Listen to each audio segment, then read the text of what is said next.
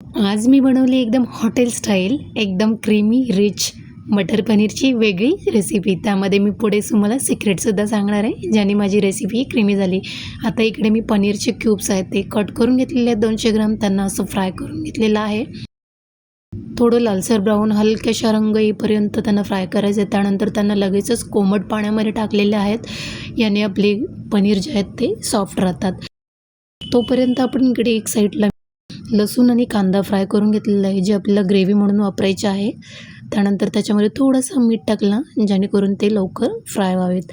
आणि असे मी 2-3 मिनटामध्ये असे कलर चेंज होईपर्यंत फ्राय केले. त्यानंतर वाटणामध्ये मी मिक्सरला अद्रकचा तुकडा, 2 हिरवी मिरची, 2च मसाले वापरलेत, 2 इलायची आणि 1 दालचिनीचा तुकडा. आणि मेन जे स्पेशल इन्ग्रेडियंट आहे, आपलं मॅजिक इन्ग्रेडियंट, ते म्हणजे माझे घरचं बनवलेलं इन्स्टंट पनीर. ते सुद्धा मी यामध्ये टाकले आणि सगळं मिश्रण वाटून घेतलं. त्यामध्ये इकडे मी कढईमध्ये बटर गरम केला आणि जिरा टाकलेला आहे, धणे पावडर टाकली, थोडं काश्मीरी लाल तिखट, थोडे हळद. ते सगळे मिश्रण हलवून चांगले व्यवस्थित भाजून घेतले. त्यानंतर लगेचच मी ती टोमॅटोची प्युरी केली होती. सिम्पली टोमॅटो मोठे मोठे कट करून त्याची प्युरी करून घेतली आहे, ते याच्यामध्ये टाकली. थोडासा गरम मसालासुद्धा टाकलेला आहे.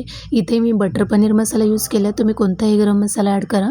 त्यानंतर लगेचच मी मीठ आणि चवीला थोडीशी साखर टाकली आणि आपली चव आहे ती बॅलन्स होऊन जाते. त्यानंतर आपला मेन पार्ट जो आहे तो ग्रेव्हीला चांगलं भाजून घ्यायचा आहे. खूप छान पद्धतीने भाजून घ्या, त्याने आपली रेसिपी खूप छान होणार आहे. त्यानंतर अशा पद्धतीने माझी जी ग्रेव्ही आहे ती कढईला तेल सोडू लागल्यानंतर मी लगेचच जे आपले मटर होते बॉईल केले होते ते मी यामध्ये ॲड केलेले आहेत. लगेचच पाणी टाकून थोडंसं कढीपत्ता असेल तर टाका, खूप छान टेस्ट येते. त्यानंतर लगेचच पनीरचे क्यूब्स टाकून दिले आणि लगेचच झाकण लावून 2 मिनटं आपल्या ग्रेव्हीला शिजवून दिली. आता 2 मिनटानंतर अशा प्रकारे आपली ग्रेव्ही ही झालेली आहे, खाण्यासाठी रेडी झाली. अतिशय छान झाली होती. नक्की ट्राय करा आणि गरमागरम भाकरी किंवा चपातीसोबत सर्व करा. मित्रांनो, रेसिपी आवडली असेल तर नक्की लाईक करा, शेअर करा, सबस्क्राईब करा.